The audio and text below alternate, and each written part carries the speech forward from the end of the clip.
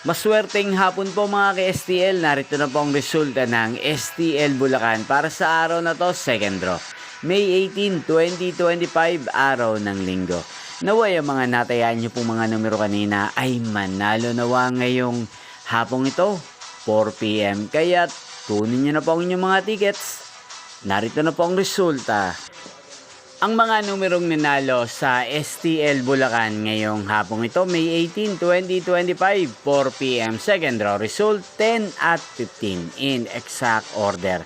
Sa lahat po ng tumaya kanina sa STL Bulacan para sa second draw ng 10 at 15, congrats po sa inyo, panalo po kayo. Again, 10 at 15. At ngayong hapong ito sa STL Bulacan, natin pong shoutout si Kuya Marlon ng Bulacan na nanonood din po sa channel na to. Shoutout po sa inyo Kuya Marlon. Sana po ay nasa mabuti kayong kalagayan. Sana iswertihin din ang mga numerong tinatayaan nyo sa STL Bulacan.